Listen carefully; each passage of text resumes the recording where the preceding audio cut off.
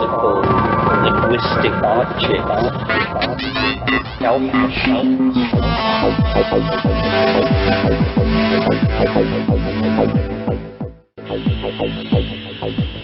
Greetings from Cyberdelic Space. This is Lorenzo, and I'm your host here in the Psychedelic Salon. But before I get into today's program, I thought I should mention that I know from my email that there are a lot of regulars who stop by the salon each week, but who never have used any of the psychedelic medicines that are talked about here in the salon from time to time. But since I can't personally respond to each of you, I want you to know that, as I've said on more than one occasion, it isn't the substances that make a person psychedelic. It's your thinking that makes all the difference here.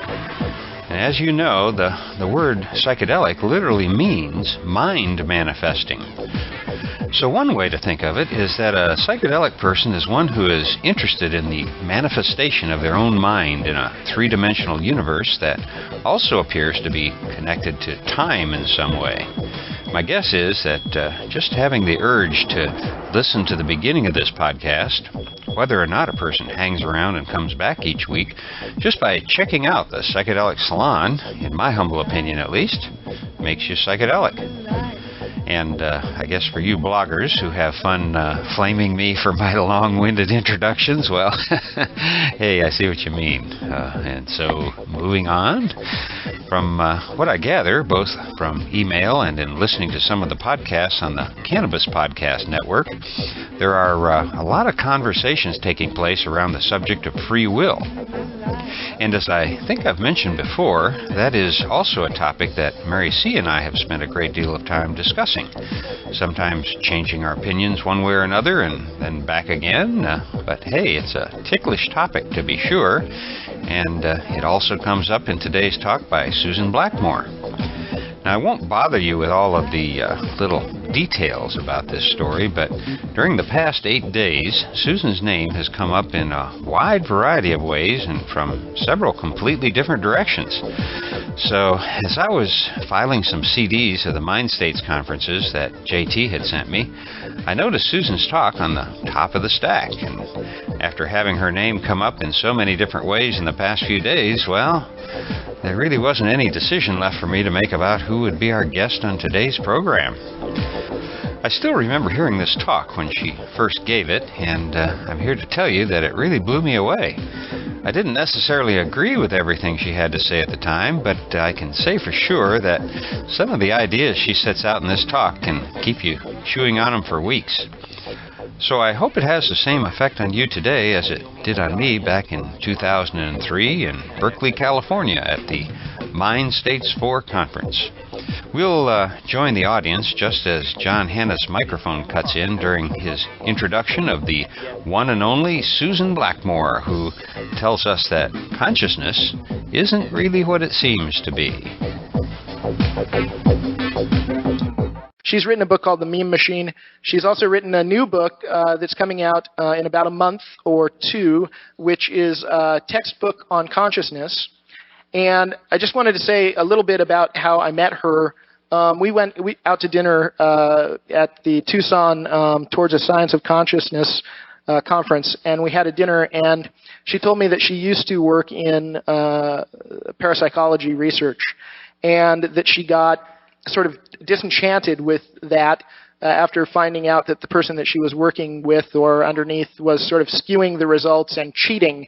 And so she kept looking into it, and she really wanted, she was, it was like Mulder's poster, I want to believe. She wanted to believe, but after she looked into it more, she realized she just, she was no longer a believer in parapsychology. And so when she told me that, I thought, oh, well, I have a story for you, but I have a story. So I'll tell you the story that I told her, which was that one night my father was having a dream. I also have an older brother. So my father was having a dream, and in his dream he was walking up to a gathering where there were a whole lot of people gathered around him. He couldn't really see what was happening, and so he sort of pushed his way into the front of the crowd, and he realized he was at a hanging. But he couldn't see the face of the person who was being hung. It was some public hanging. The face was sort of obscured. All of a sudden he woke up. The reason that he woke up was that my older brother, who was in the next room sleeping, was screaming. And so he thought, okay, well, I'll go in and see what's going on with my son. And so he goes in and asks him, well, what's wrong? And my older brother says, I just had a dream that I was being hung. And so, that always stuck with me as sort of a strange thing. So I told this story to Sue, and Sue said, yes, well, there's probably some number of people every night who have a dream that they're watching a hanging, and there's another number of people who have a dream that they're being hung. And although it's, a coincidence, it certainly is within the realm of probability. And she left it at that. And so I thought, okay, well, that sounds reasonable. But what really the realization I had was, oh my God, this poor woman. Every time somebody tells her, every time she says that she doesn't believe in parapsychology anymore, somebody tells her like some half-baked story like mine, but you must believe because, my dad had this dream and it was so real. So I felt very sorry for her. And so I thought, well, what can I do to make it up for her? So I asked her to come here and flew her in. And anyway, she's great. You'll get to know her a little bit more. She's moderating as well and being the MC for the event. So Susan Blackmore. Thank you very much. Thank you.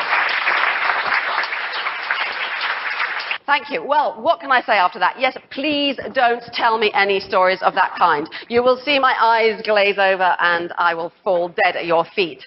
Please talk to me about something more interesting. We've got plenty of interesting things happening here, haven't we? Now, are you conscious? Sure? He's pretty damn sure. What about you? Are you conscious? Yes, you are. Are you? You're semi. Only semi. Okay, well, that's a slight advantage. Now, is there anyone who's not conscious? Yes, you're not. Excellent. We got 2 or 3. How do you know? Yeah.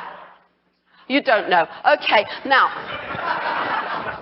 are you conscious? So while I've been doing that, you probably have become what feels like more conscious. Because just asking the question, are you conscious now, does something rather peculiar. It makes you kind of go, and become aware of a whole lot more stuff. Were you conscious before I started that? What about you? You get this sense that a moment ago you weren't, and now you've become... Any of you recognize what I'm talking about? Yeah? It's very peculiar, isn't it? There are many peculiar things about consciousness. That's just one that I happen to pick on. Is it doing something?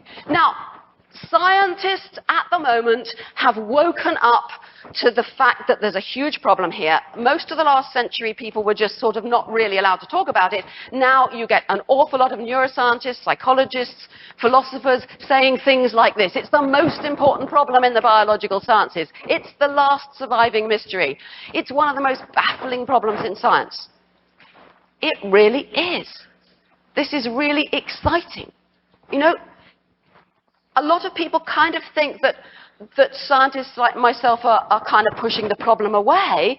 Some are, but there's a huge excitement about what we do with this mystery. And it's a very strange mystery indeed. What is the mystery? Okay, I need something. Can somebody give me something to demonstrate a mystery with? Anything will do. Oh yes, your hat will be lovely. Thank you. Excellent hat. Right, here is a hat. Yes, do we agree there's a hat? Now, do you think there's a real hat here or some object, like a real physical thing? Yes?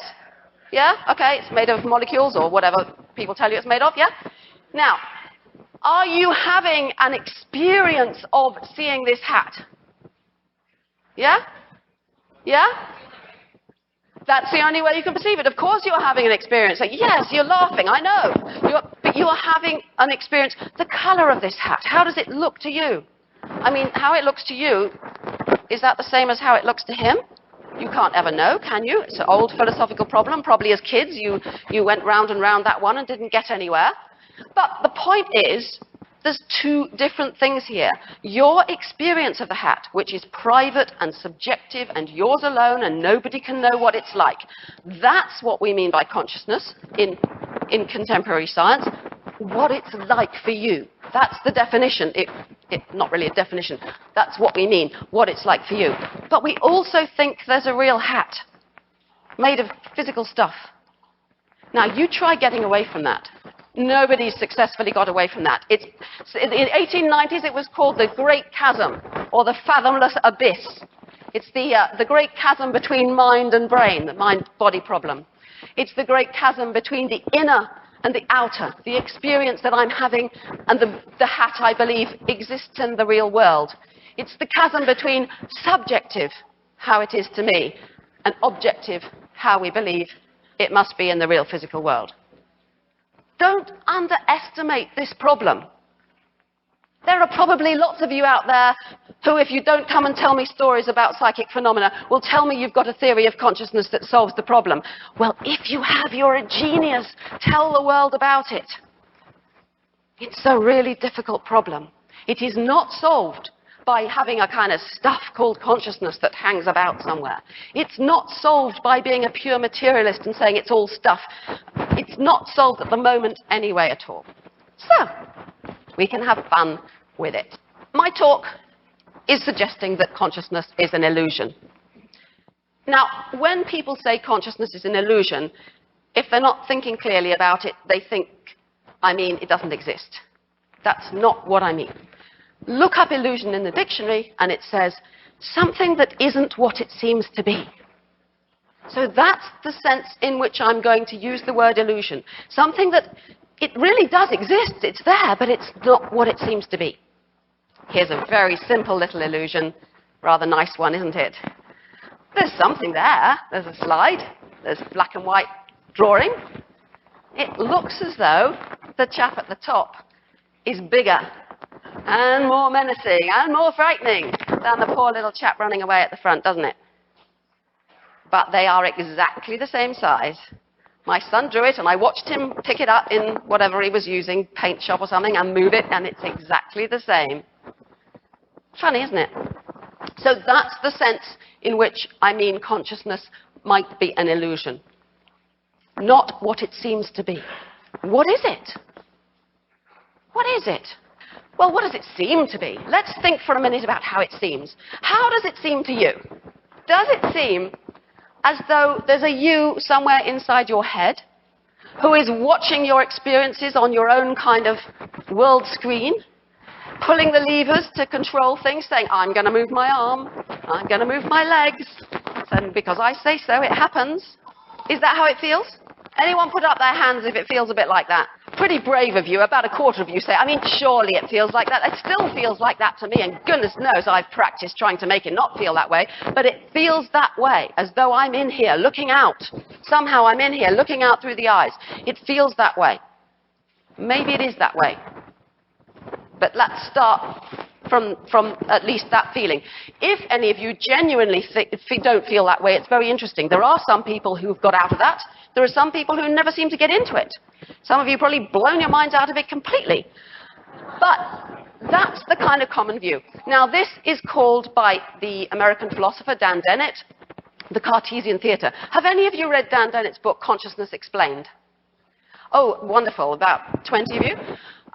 This is where he explains the Cartesian theatre. It's this idea. It's Cartesian from Descartes. Now, Descartes believed in the separate mind and body. Dennett is not talking about that. Why he calls it Cartesian is simply because it has this idea of there being somebody in there. And that's what he calls the Cartesian theatre. There's somebody in here who's experiencing stuff. The stuff comes into consciousness, and it's kind of in some mythical place, mythical time, where it all happens, and things become conscious, and then they go out of consciousness again.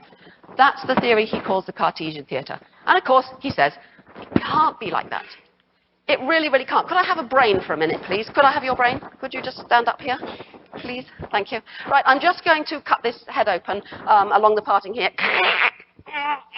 Well, you can't see, but I can see inside. And all I can see is a whole lot of brain cells. You know? Thank you. That'll do. I'll put it, sorry. Okay. Hundreds and hundreds and thousands of brain cells, all connected to each other, all firing, and, you know, there's no middle. There's no special hole where, you know, consciousness happens. There's no place for the me. In fact, there isn't a center at all. Things don't come into the middle and go out. There isn't a middle. They're all just... That's just one of the many reasons why Dennett rejects the idea of the Cartesian theatre. He says, when you discard Cartesian dualism, that's Descartes' idea of separate mind and body, or a soul and a body, two separate things. When you discard Cartesian dualism, you must discard the show that would have gone on in the Cartesian theatre and the audience as well. For neither the show nor the audience can be found in the brain, and the brain is the only place there is to look for them. Now, you might try looking somewhere else. You might not agree with him that the brain is the only place to look, but it's certainly the place to start, because we know that if you do strange things to brains, it changes the experience. So, he goes on to say that if you believe that in the Cartesian theatre, you are a Cartesian materialist. Putting it even more strongly, if I say, what is in your consciousness now? Can you answer? Do you think that there is an answer, though? Yeah. Okay, so the feeling I think many of you may have is something like this. If I say, what's in your consciousness now? You can't tell me because that would sort of spoil it, but you think there must be an answer. Because, well, doesn't it feel that way? Yeah, it feels that way. Okay, then you're a Cartesian materialist. You believe that there's such a thing as being in consciousness. Some things are in consciousness and some aren't. That's the normal way of thinking about it. Right? Okay, I think I agree with that. That's most of the time how it seems. Most of the time. That's also the way most current theories of consciousness have things. I won't go on about current theories of consciousness. There are lots of them. But this is an example of very popular what's called global workspace theories. And they talk about there being this kind of working memory space into which information comes and then it goes out again. And when it's in there, it's in consciousness. It's like being lit up by the spotlight of attention. And then when it leaves, it's... Is that me, that noise? What am I doing? Oh, please fix me. I'm going to get fixed. Well, I'll try. I can't stand still. It's too difficult. So, don't worry about these theories. My point really is just that the majority of neuroscientists who talk about consciousness are what Dennett would call Cartesian materialists. They're looking for the way in which things come into consciousness and go out again. They're trying to understand the neural correlates of consciousness. They're trying to understand when you have an experience of seeing that, what sort of hat would you call it? Beige hat, I don't know, khaki hat. They want to know which of the bits in the brain firing that makes you conscious. It's bizarre. It's really difficult. How can firings of neurons, this is called the hard problem of consciousness, how can firings of neurons be your experience of that hat? Huh? How can they? And yet we know when you stop the firings, the consciousness goes away. There's got to be, but it's a mystery. Anyway, that's the sort of theory which is basically still Cartesian materialism. It still has the idea of a place into which things come, or a kind of firing or something that makes things conscious, and the rest are not. The problem is deep and difficult. Rather than try and have flow diagrams like that one I just showed you, and theories that say this bit produces consciousness, I'm going to having some fun instead. So, I need you all to help me. Would you please all hold out your hand in front of you, and then... No, put your hands down. Sorry, I want to ask you a question first. Sorry. Oh, you're so obedient. It's wonderful. All right, I'm going to ask you a question first. Do you believe in free will?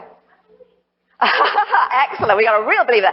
By free will, I mean the idea that you can consciously and deliberately decide to do something of your own free will without being coerced by anybody, and then do it.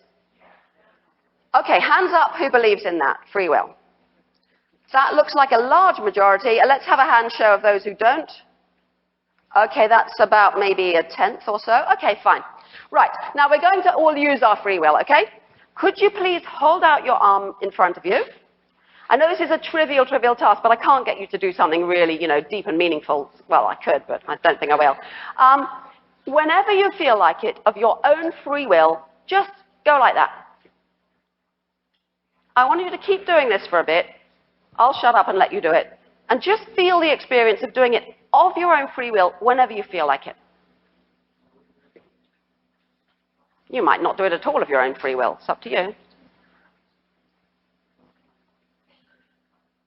Okay, you've got the feel of that. You can do it, can't you? Now, this was precisely the task set in perhaps one of the most famous experiments ever in consciousness studies by Benjamin Libet, who worked here in San Francisco. And he worked with neurosurgeons, and he did a whole range of experiments on the timing of conscious experiences. And this particular one was an experiment on what he called spontaneous voluntary action. Now, what he did was he got people to do exactly what I've asked you to do, to hold out their arm, and then whenever they felt like it, just to flex their wrist.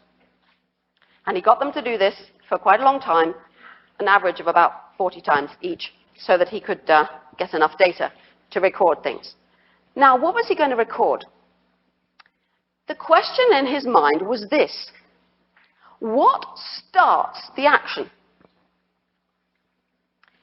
Is it a brain event that starts it?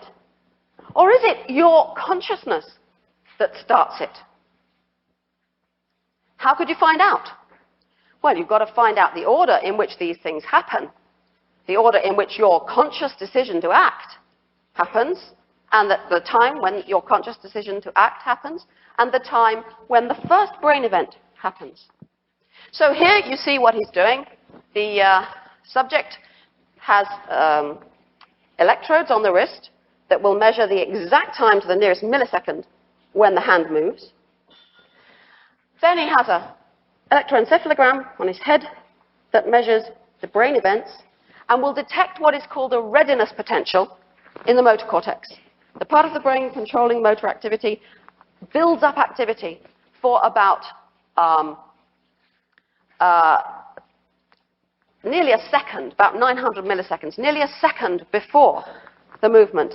You can begin to see activity, and it starts to build up, and then the action happens.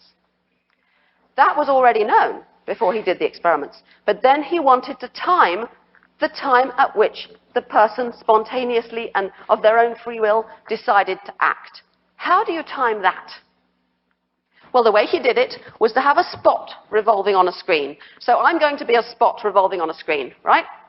Now, what the subjects had to do as the spot went round was after they acted, they had to shout out, tell him where the spot was when they decided to act.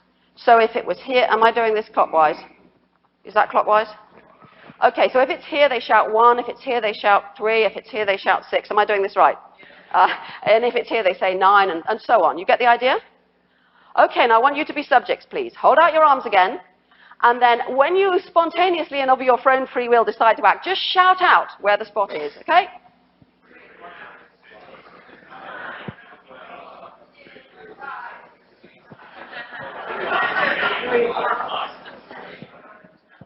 Okay, good. You could do it, can't you? Yeah? I mean, it's quite tricky, but you get the idea. It is quite possible. The reason I get you to do it is because a whole lot of people argued that they're not really doing it, but I've done it lots of times. People can do it. Now, the point is, it doesn't really matter when you shout. The timing is, what you are really doing is saying, when it happened, that's when it happened. It doesn't matter that there's a delay in when you shout out, because you say 3, by then it's gone on, but that doesn't matter, okay? So that's how he timed the moment of will. He called W. So which do you think comes first? Will or the readiness potential? It certainly does. The readiness potential comes a long way first. Here you see the time at which the muscle moves. Here is the moment of will, 200 milliseconds before the action. And right back here, that's a different experiment, right back here at minus half a second is the readiness potential. You can see the readiness potential building up in someone's brain a long time in brain terms, before they know they're going to spontaneously and freely act. We should have known that. You all shouted out readiness potential. I mean, if you take a kind of naturalistic view of what's going on in the brain, it's got to be that way. But all hell broke loose in the psychology community, endless arguments, because it just doesn't fit with people's ordinary beliefs about free will. Now, there are lots of different interpretations of this experiment. many people said the results are false. That's the reason I got you to do this, because most of the arguments said that in one way or another people can't do it, or the timing doesn't work, or something. It's possible to say that. I'm not going to go into all those arguments. I'm convinced, as much as I can be, that the results are valid. The interpretation is very difficult. You can say no, but as my friend Richard Gregory says, sorry, I should not have put that yet, but I'll take it away again. What Libet himself said was, you can't consciously start an action because it builds up in the brain first, but you can consciously veto it. You can stop it before it happens. Now, I had a wonderful time talking with Libet about this. We went to Golden Gate Park and wandered around and talked about this. And what he was really getting at, I think, was, in the end, was something like that to do with moral responsibility. Because these results seem to threaten the idea that we're really responsible. But he said, well, you can be responsible because you can stop things. So you're not responsible for having thoughts of murdering somebody or raping them or something, you know, but you are responsible for not stopping if you don't stop those thoughts. That was his kind of interpretation. And as Richard Gregory said, that means that we don't have free will, but we do have free won't. You can believe that if you like. Many people agree with Libet. It seems a little bit of a budge up to me. But what else can we believe? We can believe that free will is an illusion. That's my preferred solution. I don't want to press it on you, but it seems this way. When you look at these results, and many other results too, consciousness just doesn't seem to be the thing that starts things off. If you think that free will has to be to do with conscious free will, then that's definitely the way it seems, but perhaps it is not like that. So it's an illusion in the sense that I explained before. But things get a little bit more complicated still. Dennett would say, oh dear. Oh, sorry, I forgot I got this one in here. This is from Daniel Wegner, who's done lots of experiments on free will. And he's done experiments which show, for example, what gives somebody the feeling that they've got free will. And it turns out that you can do a lot of experiments where people are absolutely convinced that they've done something when actually the experiment has manipulated them. His take on the illusion is something like this. What happens all the time, I think to myself, hey, that party sounds fun, it's $15 and it's be too late, I'll be in bed, but maybe I'll go, maybe I won't. Oh, well, I think I will. Okay, I'll go to the party tonight. Now, and then I go, and I find myself there, and I go, wow, I came here of my own free will. Now, what Wegener says is, two things happen, and it happens all the time, hundreds of times every day probably. We have a thought that we're going to do something, and we do it. And we go, aha, my thought caused me to do it. But, he says, that's only the way it seems. How it really is that unconscious processes, like those measured by Libet, cause the thought, and other unconscious processes cause the action, and we have an illusion. We confuse correlation and cause, and we come to the conclusion that we have free will. So, there are many ways of believing that free will is an illusion. That's just one of them. But another possibility is that you simply can't time experiences. Dennett would say, if you say that consciousness comes too late, you're a Cartesian materialist. You're believing that there is a time at which things come into your consciousness. But what if that itself is wrong? Maybe the illusion is even deeper than we thought. I wonder if there's any way of getting some fresh air in here, because I can understand what I hope you're not yawning because I'm so boring. I hope you're yawning because it's hot. Okay, it's all right. I hear you. Any people in charge, can we open any doors or anything? Anybody know? Yes, excellent. Thank you, John. Oh, John's going to open a few doors or something. Okay. I am going to need somebody who doesn't mind being prodded with a sharp knife. Oh, we've got a volunteer up there who wants to be prodded with it. I'm also going to need a bare arm to prod. So, oh yes, you've got a nice T-shirt. You'll do absolutely fine. And you'll have some fresh air to waken you up when you come when you've collapsed. There's the steps down around there. Now, I'm just going to do a little experiment. I must say that this experiment doesn't always work. When it works and the person lives, it's quite fun. But if it doesn't, forgive me, it's worth it just to have a go. God, he's really willing, isn't he? This is fun. Yeah, you're absolutely right. Yeah, absolutely. Okay, well, can you just push that as far up as it will go? Now, I don't want you to see what I'm doing. Gosh, he's so obedient. Right, let's stay like that. Now, I want you all to watch very carefully what I'm doing, all right? Are you ready? Are you ready, sir? Yes. Don't faint, will you? Okay, I'm ready. What did you feel? Where were they? Show us again where they were? Something like... Excellent, excellent. Thank you very much. Isn't he good? Some people describe it as a little animal running up, so it's called the cutaneous rabbit. There wasn't one here, and there wasn't one here. What you actually had was 1, 2, 1, 2, 3, 1, 2, 3. Strange, isn't it? Now, just stay there a minute. This is very peculiar. You were conscious of them, weren't you? Yeah. So, if you ask what was in consciousness when, let's have your arm again. Now, the real mysterious one is number 3. It went 1, 2, 3, right? But he feels number 3 here.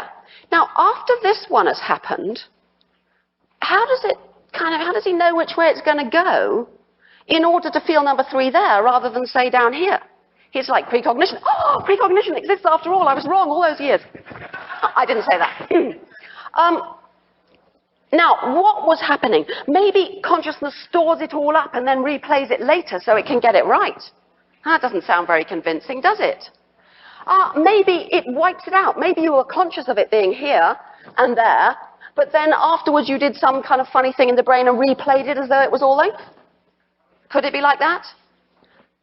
Whatever you do, whichever way you try and play it, it does seem very peculiar. It seems like you're just trying to solve the problem in some post hoc kind of way. Thank you. Thanks very much. I think he deserves a round of applause, don't you?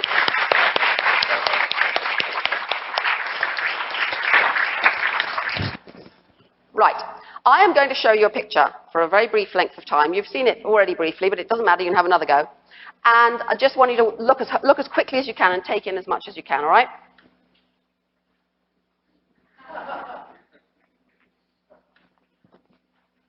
Oh, bleh.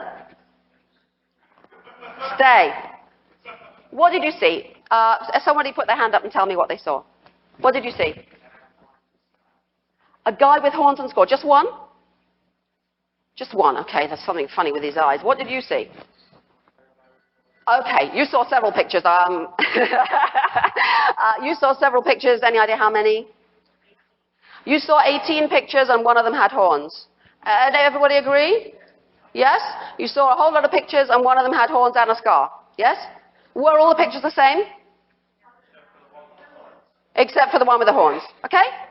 Now, what's so special about this? Well, that is indeed what was there. That is Dan Dennett, who some people call the devil. And my son, who did all these pictures for me, said, oh, can I put horns on him? And I did ask Dan, and he said it's fine. There are, in fact, 18 of them, well counted. Now, you saw that for 3 seconds. You move your eyes about 4 or 5 times a second. So the maximum number of places that you can have looked in that time is 3 times, about 15. Now, even if you systematically looked at each one, you're unlikely to have seen, well, you couldn't have seen all of them, but you won't have done that because you picked on the one with horns and had a good look at that. Now, we know from our understanding of the visual system, been known for 100 years, that you can only see in high resolution detail with the very middle, with the fovea. So it's when you're actually looking at one spot on that picture, let's say you look here at Dan's nose, which is quite likely where you do look. In the time that you're on there, about 1/5 of a second, about that much will be in focus, and the rest of the picture will be a blur. There is no way that you can have looked in detail to be sure that all those pictures are the same. If there is any such thing as being in consciousness, you cannot have got those all in there. And yet you say with confidence, and you're right, that there are 18 identical pictures of Dan Dennett, one of which has horns on. What's going on? This amazing information gathering system of your brain is gathering enough information to come to that conclusion, and that's a right conclusion. And it's particularly spent some time on the horns. It has pop-out detectors. These are special mechanisms which find differences and just draw your eye to those differences. So if you get a uniform picture with something different, your eyes will naturally go there by this unconscious attentional mechanism. So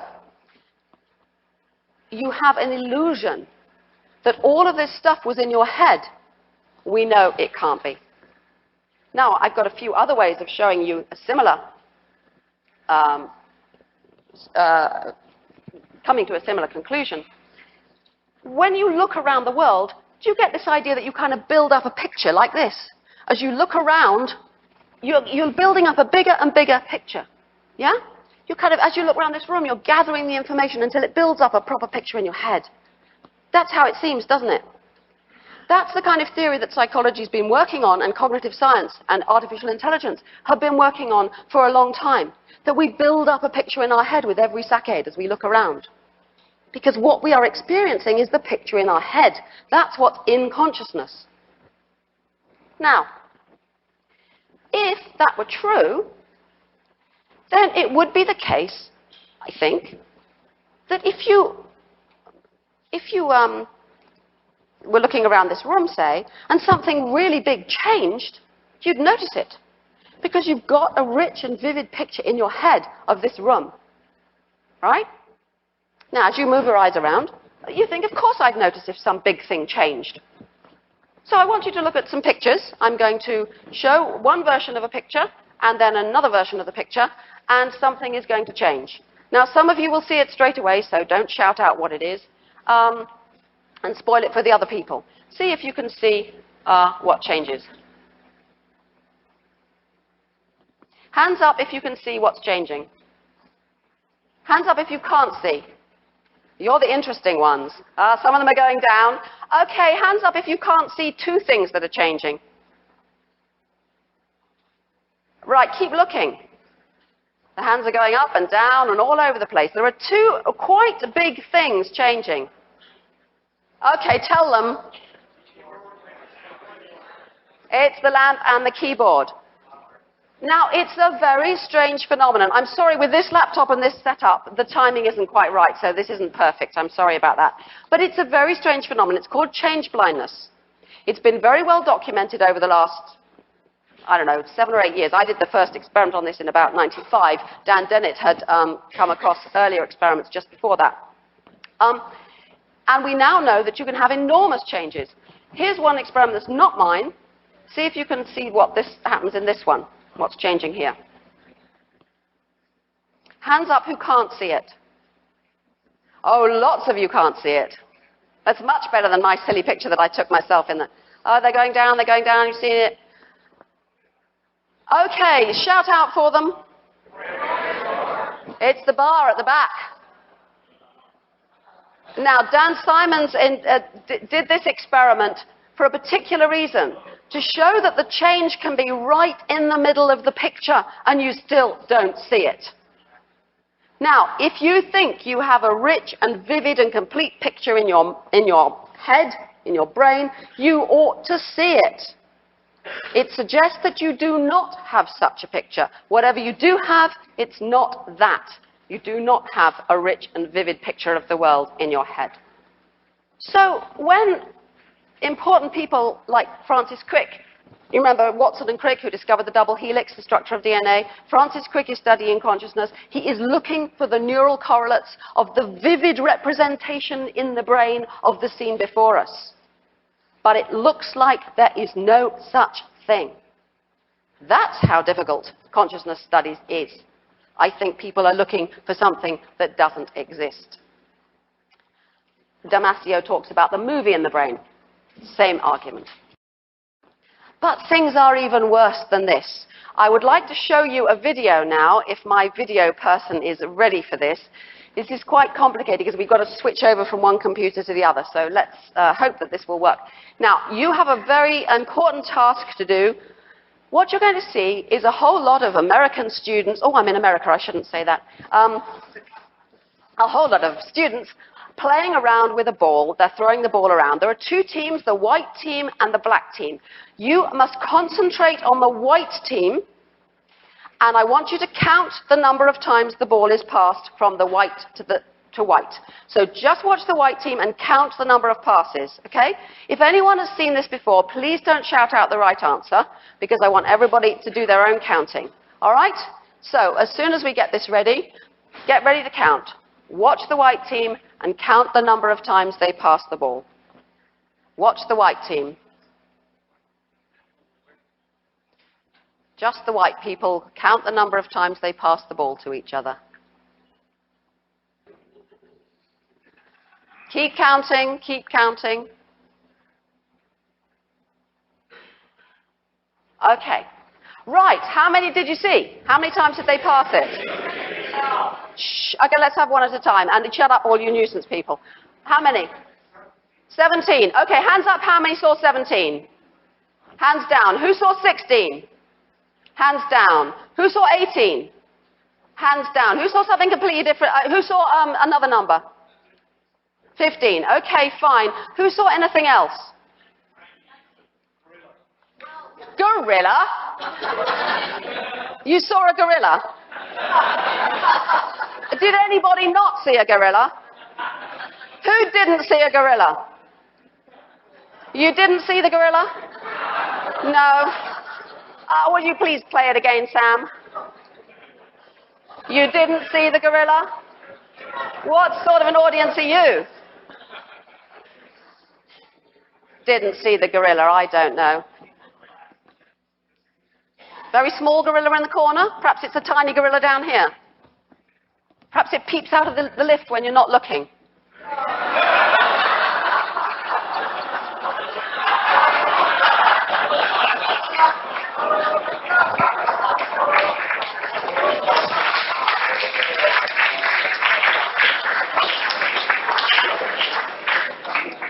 Well, don't clap me, clap Dan Simons. This was his film. It's what's called inattentional blindness. If you don't pay attention, you don't see it. What does that say? Shh. What does that say about what's in your consciousness? What does that say about the idea that I'm in here and I'm experiencing this rich world out here, that right now I am conscious of this room? I don't know what it says about it, but it certainly says something a bit strange and a bit worth thinking about. I've no idea. I think it's 17, but so one day I'll sit down and count it properly. People usually get a wide spread like you did. Sorry, I really should know the answer. People don't even usually care about that after they've seen the gorilla. Now, what really interests me about this, I have used here some experiments, scientifically carried out experiments on people. But what I want to do with that is to think, well, what's wrong with my view of the world? Because even though I know all this, I'm still stuck in the Cartesian theatre. I still can't quite get away from the idea that I'm conscious of all this now. It can't be true that all this is in my consciousness, but what is it like really? Surely I know what it's like, if anybody does, don't I? Or maybe I don't. Maybe I need to look. Maybe I need to be able to see more clearly. William James, one of my great heroes, he wrote The Principles of Psychology in 1890. Who's read that? Oh, well done. It's 2 volumes. It's 1,100 pages altogether, but it's a fantastic book. But he said that introspective analysis in cases like this is like trying to seize a spinning top to catch its motion, or trying to turn up the gas quickly enough to see how the darkness looks. I love that, don't you? Turn it up, quick, quick. He'd have loved electricity, wouldn't he? You could do it even quicker. The modern equivalent is it's like trying to look in the fridge to see whether the light's always on.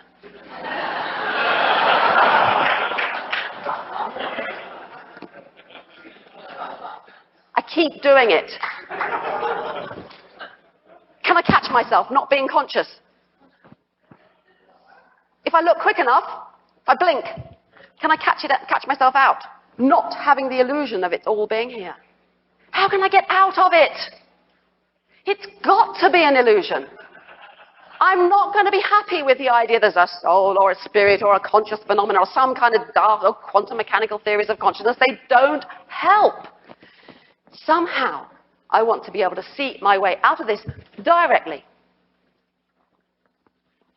Perhaps it's something like this, that rather than there being things that are in consciousness, every time we look, every time we ask ourselves, am I conscious now?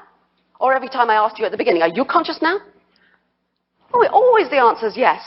You never catch yourself saying no, do you? Because at that moment of asking the question, a backward stream is concocted. You look back and pull it like with the thing on the arms. So you always seem to be being conscious. What about the rest of the time? And how can we look? One way, William James took, and many other people,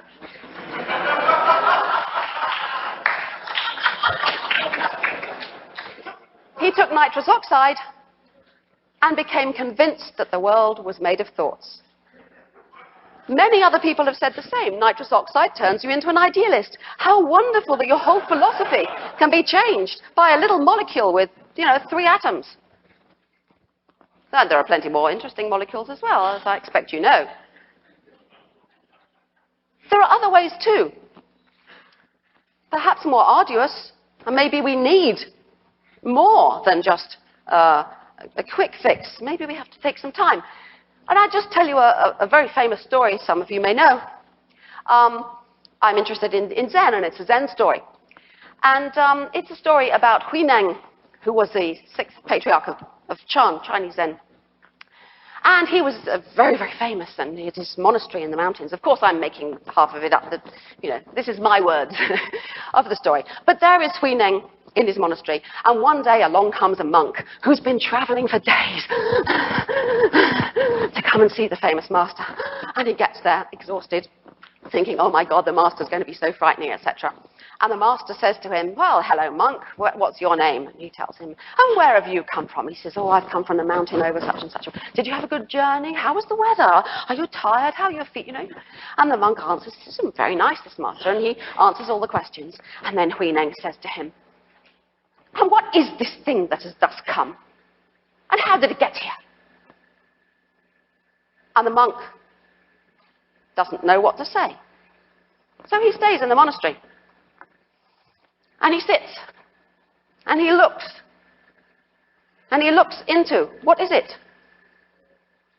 What is this? What is this thing that has come? How did this get here? How did this get here? And he looks for 8 years. And eventually he goes to the master and he says, Master, I have had a little awakening. And the master says, what is it?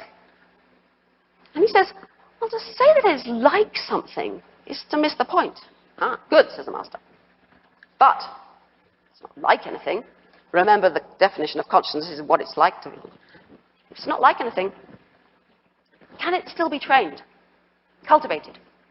And the monk says, oh, yes, it can. And gets on with his practice. What did he see? What does anybody who see who wakes up? I have no idea whether this is about the same kind of thing that I've been talking about. But I suspect it might be. And so I want to look too. But I don't know what I will find when I do look. And I'm not going to give you any answers. I'll just leave you to wonder for yourself whether perhaps this is all a grand illusion.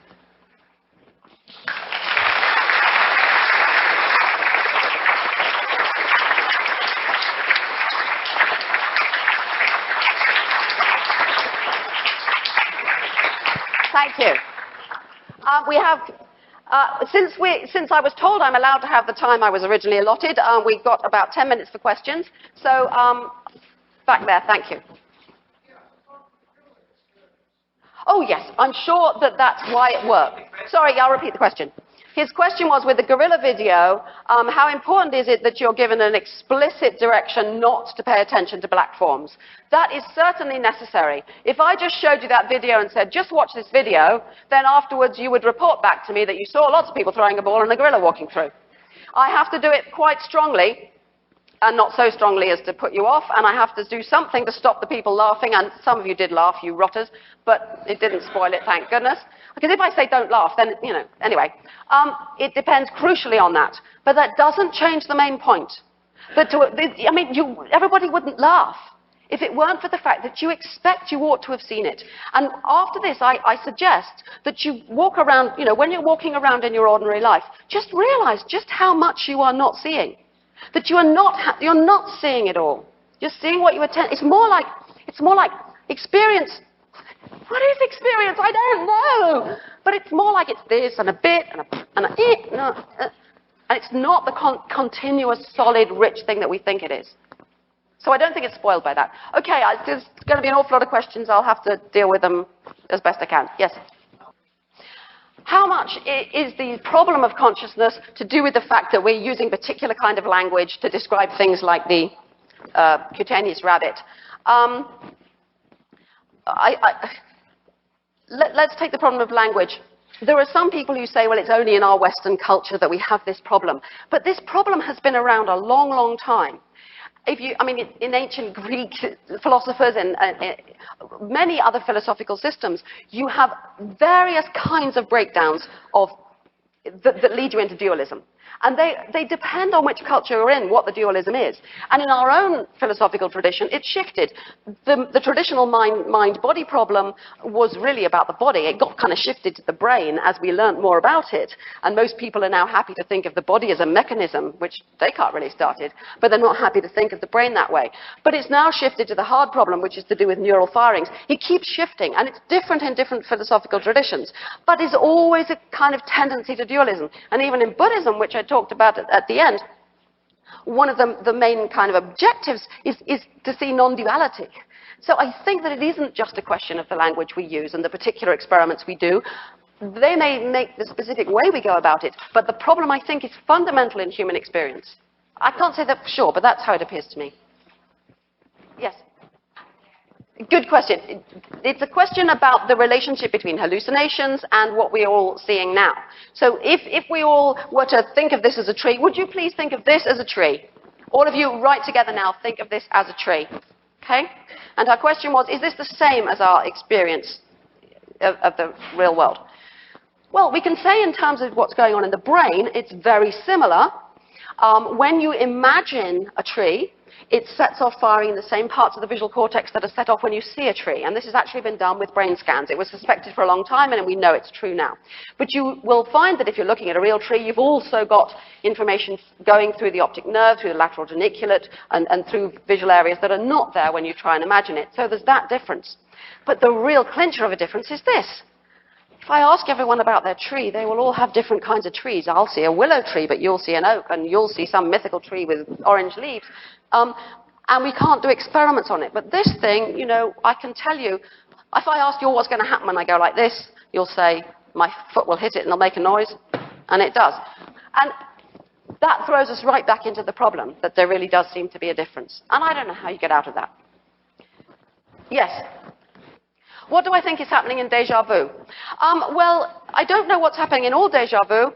There may be some cases where people get this great sense of, this has happened before, I know what's going to happen next, and they really do. But we know certain things about déjà vu. First of all, people who have temporal lobe epilepsy quite often get déjà vu as part of the aura. And we know exactly where it happens. It's in the temporal lobe, about here somewhere. And there is a specific part of temporal lobe that you can stimulate artificially, either with electrodes on the skull or using TMS, transcranial magnetic stimulation, and you can force an experience of déjà vu. And it is called inappropriate sense of familiarity. What it seems to be is that you've got a familiarity detector that looks all the time, is looking at stuff and giving some kind of a message as to how familiar things are. And that can, under certain circumstances, just, fire when it shouldn't. And you get this huge sense of I know, I've been here before. But you haven't. As I said, there may be cases where people can actually predict, but there's none that I know of, because usually it's too quick. By the time you know that, it's already happened. And people get this sense of having maybe I dreamed it before, but I think that's because you can't place it. You don't know how to put it in. Was it yesterday? It's a bit hazy, so it's a dream. So I think certainly the vast majority, and possibly all déjà vu experiences, are that. Yes.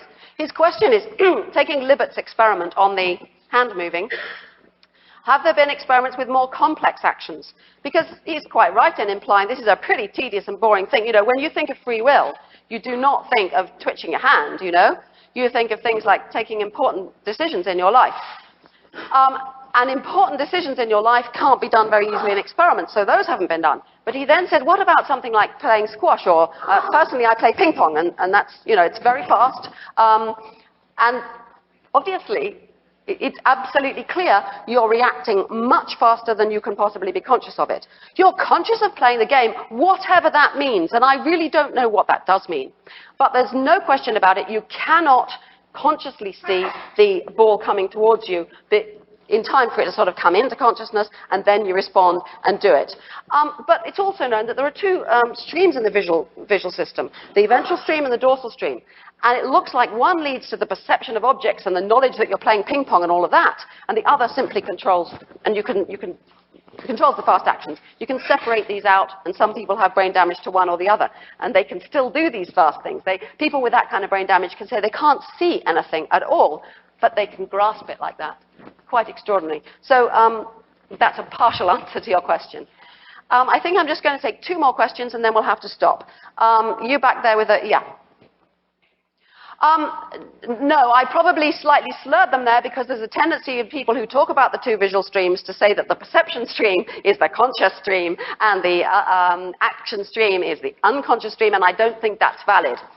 But I suppose the sense in which I meant it was that the kinds of things that you report being conscious of are the sort of things which you have perceived in the sense of recognizing them as objects or knowing their faces or that kind of thing. So I'm sorry I'm being a bit loose there with the terms, and I should be more careful with people who know something about this. We'll take one more question. You right at the back there. I'm sorry to all the others. I do apologize. Is looking for consciousness. I can see some of you like that question, so it's a good thing that I'm forced into answering it. Isn't looking for consciousness in the brain like looking for the TV station inside the TV set? No, I don't think it's like that at all. That, I think, is part of the same kind of illusion. It's such a popular idea, this, that somehow consciousness is out there, and this is the transmitter that is kind of bringing it in. It's an idea that I once found enormously attractive. Bergson in 1911 wrote a wonderful book of that kind. It was about the limitations. The brain is actually limiting consciousness. Actually, it's all there, and we're just filtering it through the sort of selection. I love this idea. In fact, it's one of the ideas that set me off doing my PhD, which was on extrasensory perception as a cognitive process, and I had a whole theory about this, of that kind. I think there are a lot of reasons why that it's not like that at all. But one of them is simply that if you really start looking in a television with the best science you have available, you'll pretty soon work out that there's a signal coming in. And that when there isn't a signal coming in, you can't see a picture. And you pretty soon solve it. Now, it is possible that we'll find something like that in the brain. But as we learn more and more and more, we're beginning to understand all the interactions. And we know if you put a drug in here, it changes it. We know if you cut this bit out, you lose that. It just doesn't look that way to me. It may be, but I don't think so. And we'll have to leave it there.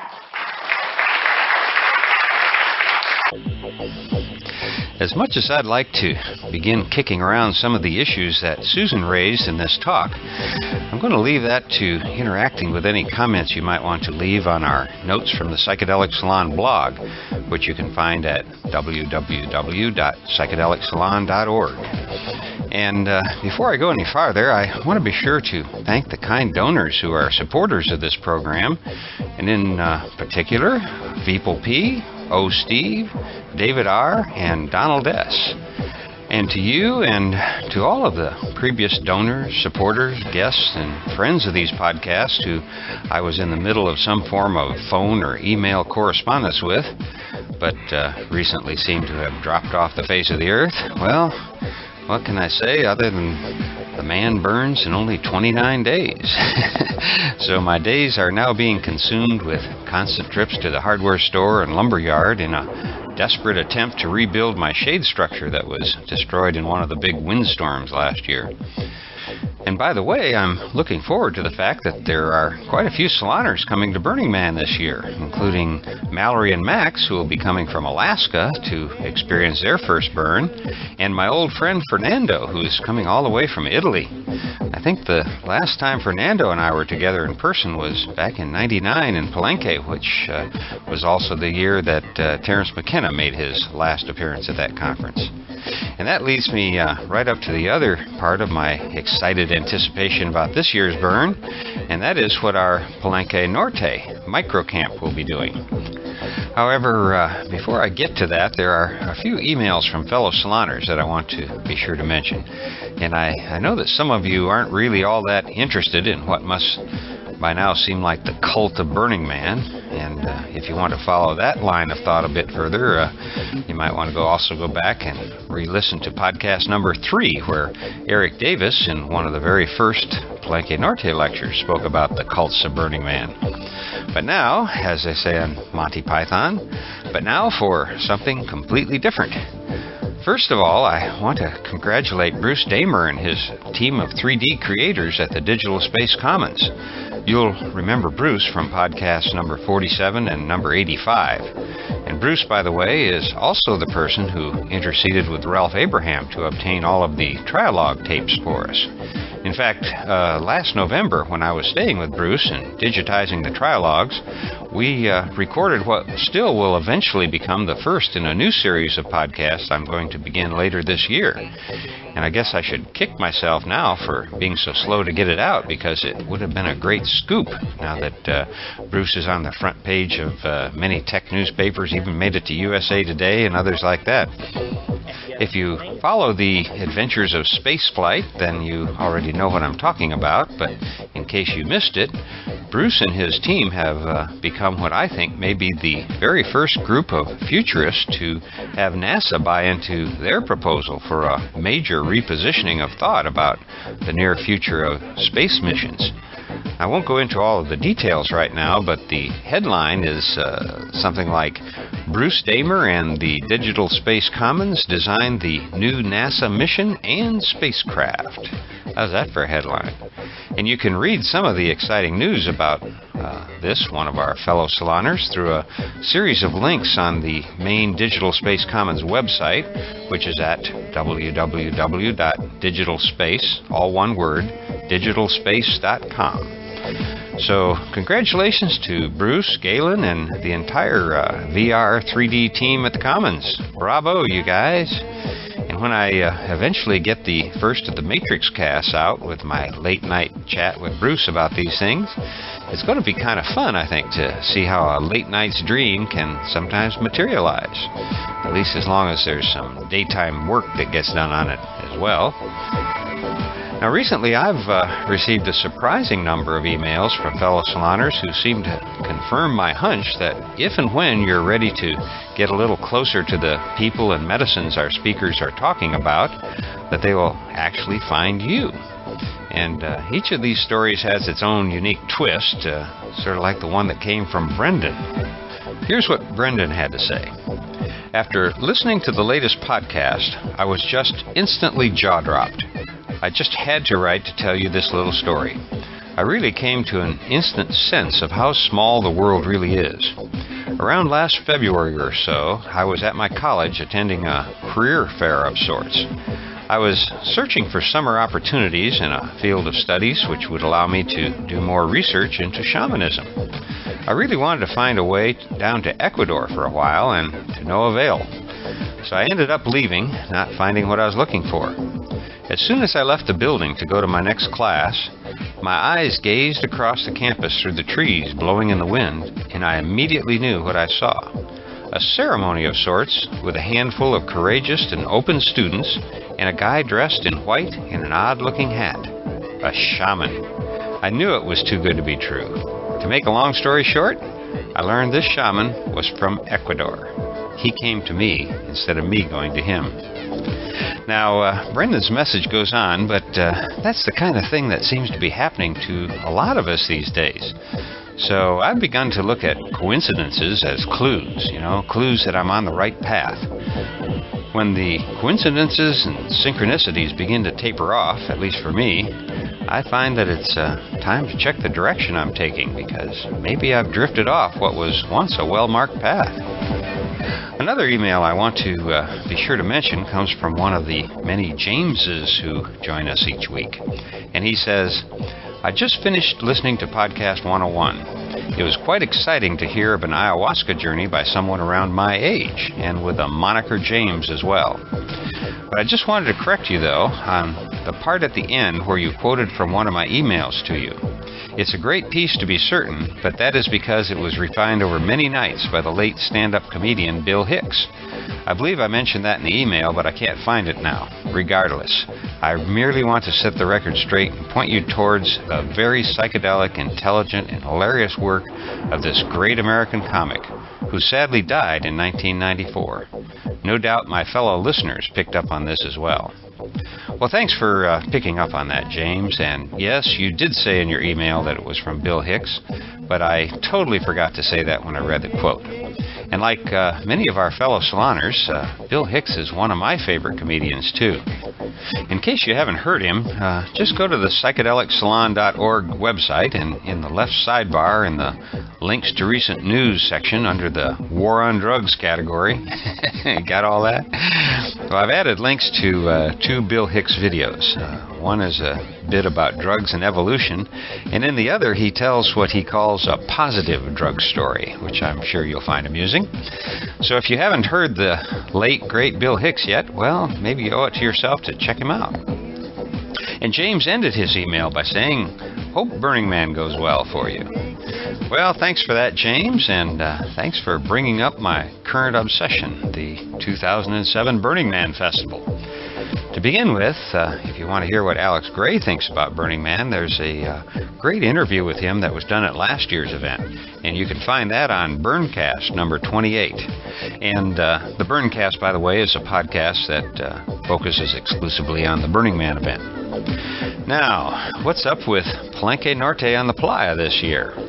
That's the question I started with last January as I was thinking back to the huge success we had in 2006 in the big tent provided by Cliff and the good people who built and financed in Theon Village. And if you were there, you know what I mean. Now, if I was a younger man, I might try to do something even bigger this year, but my current trajectory seems to be in the older direction, and so I no longer have this insane urge to compete with myself. Okay, let me just cut to the chase. I could simply point you to the web page that I'm in the process of building with all of this information on it, but since this is a podcast and you most likely aren't sitting at your computer right now, I'm going to read a few of the things about our plans for this year's burn. And by the way, you can find this information along with more detailed plans as they evolve on my matrixmasters.com website. Right at the top of the home page, you'll find an obnoxiously big link to our 2007 Burning Man page. Unless, of course, you're listening to this podcast after sometime in September 2007, and then you can find a link to the final version of that page by following the Burning Man link at the very top of any matrixmasters.com or psychedelicsalon.org webpage, and that'll take you to our main Palenque Norte page where you'll find links to our schedule for every year since we began the Palenque Norte concept. First of all, here's the announcement that I put in the official Burning Man program that you'll get at the gate. From 3 to 6 p.m. on Wednesday, Thursday, and Friday in the Yurt at the Pod Cluster, which can be found at 730 and Intertidal, the following will take place. Lorenzo, host of the Psychedelic Salon podcast, will be moderating a series of community discussions regarding issues relating to the theme of this year's burn. These discussions will be led by leading authors, artists, researchers, and futurists. A listing of the speakers, including days and times they will participate, will be posted at the interactive yurt gallery in the pod cluster. And here's a little of what I say about it on the website. Topic leaders include Eric Davis, Daniel Pinchbeck, John Hanna, Preet Chopra, Rock, Raphael Eisner, Seabrook Leaf, Tom Patterson, Roberto Venosa, Martina Hoffman, and Valerie Mojeko, among others. And I also mention what may actually become the most memorable of this year's Plialogs, and that is the potential for ad hoc Plialogs. You see, in addition to the regularly scheduled Plialogs, my co-host and I will be turning on our recorders and capturing Plialogs all over Black Rock City. And if you don't see us on the Playa, well, stop by the Palenque Norte microcamp somewhere in the pod cluster at 7:30 and Intertidal, and join in the conversation with us. And who will my co-host be, you ask? Well, one of the frequent requests that I receive is to tell more about Burning Man, but from the perspective of somebody going for the first time. So what better way to do this, I figured, than to just ask a first-time burner to help with the Plialogs. And since Burning Man is such a colorful event, I decided to ask for help from one of the most colorful people I know, who is also planning on coming to his first burn this year. And that is the one and only Matt Pallamary, or Mateo, as you may know of him from podcast number 80 and 89. But on the Playa, he may also be known by the handle I gave him a few years ago, and that's Cassawak. More about that some other day. So come on by the pod cluster near 7:30 and Intertidal and stop by and say hello. And for the first few of you who mention it, our fellow saloner Justin, who is part of my new favorite rock group, Vav Om, whose song And Drifting Away I played at the end of podcast number 96 with Charlie Grobe. Well, anyway, Justin sent me a dozen or so copies of their CD titled Release, and I'm going to keep one for myself and give the rest away at Burning Man to the first few people who come up and mention Vav Om to me. So even if you don't have time to stop for a visit, well, come on by anyway and say hello. Matt Pallamary is going to be in our camp, as will John Hanna himself, along with some other close friends that I'm sure you'll enjoy meeting. Now, as to the genesis of the Palenque Norte Plialogs, let me read again from the website I'm building. Long ago and far away, there gathered a small group of people in a Lacandon jungle near the ruins at Palenque, Mexico. Each year, for a couple of weeks, a few hundred inquisitive souls sat around the end of the pool at the Chanca Hotel and talked. They told stories and jokes, they sang, they danced, and they sat on their porches late into the night talking about their cosmic dreams. Those are great days, those lazy days around the pool in Palenque. But those days have moved on, and that little tribe gathers in Palenque no more. But their conversations never died. In fact, they can often be heard in various nooks and crannies of Black Rock City. In 2003, a few of us initiated the Palenque Norte Conversations, which evolved into the Palenque Norte Lectures by 2006. Now the time has arrived to return to our roots, conversations with the people we've been bumping into at conferences and festivals for many years now. Anyone who has attended a conference in the past, like Mind States or the Entheobotany seminars in Palenque, will tell you that while the speakers are what drew them to the conference, it was the people they met there that kept them coming back. So we are going to attempt to recreate that vibe at the end of the pool in Palenque and record a series of Plialogs, or group conversations on the Playa. It is our hope that these conversations will eventually reach people far and wide. Hopefully our conversations will never end, but will reach the ears of all who are ready to listen. So that, my friends, is only the beginning of what I hope is in store for the Plialogs. My hope is for you to continue them with your friends, relatives, neighbors, coworkers, and anybody else who shares an interest in exchanging ideas about better ways for us humans to get along and live on this beautiful little planet together. And I'm going to see if we can't figure a way to share them with each other in some way or another. Now, one more thing about the Plylogs, and then I'll let you go for today. I want to be sure to give credit to Bruce Damer for coming up with the word Plylog.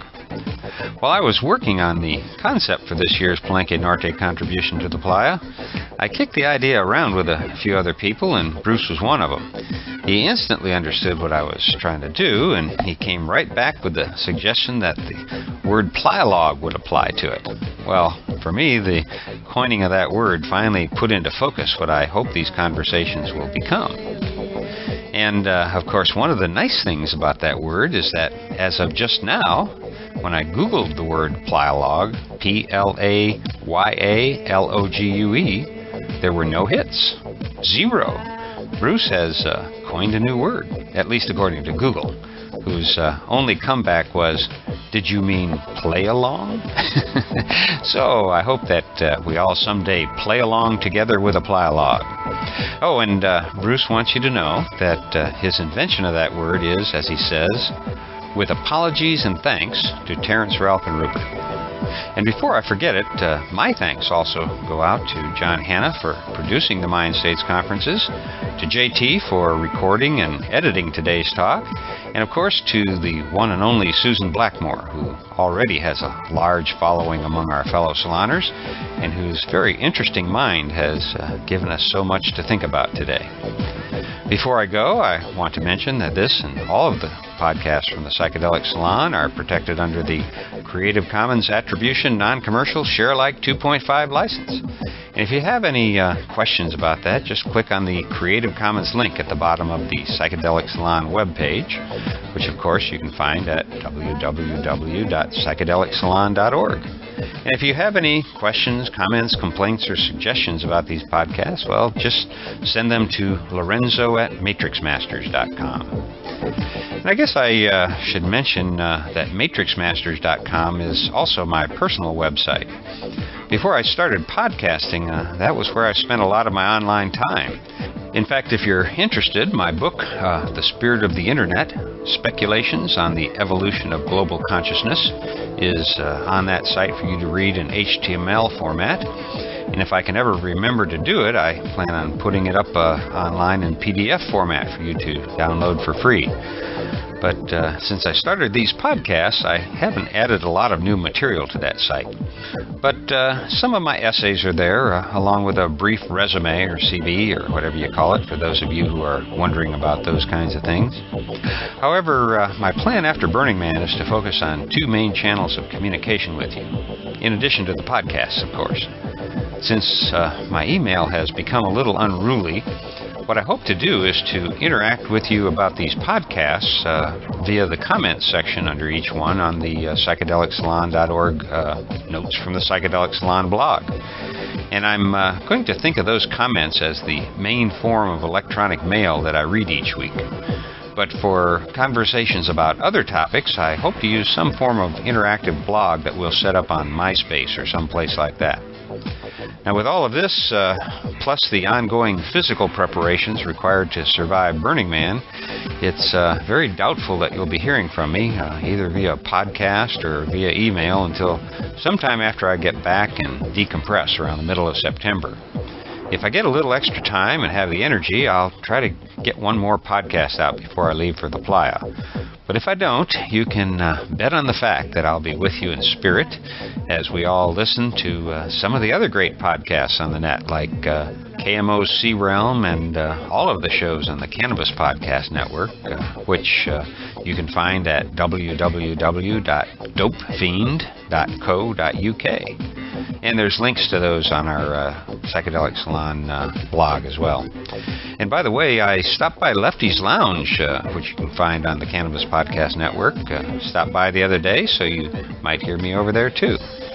But as the song goes, just because you don't hear from me, it doesn't mean I'm not thinking about you. And Jacques, Cordell, and Wells, my friends who make music under the name Chateau Hayuk, thanks again for the use of your music here in the salon, you guys. I really appreciate it. And for now, this is Lorenzo signing off from Cyberdelic Space.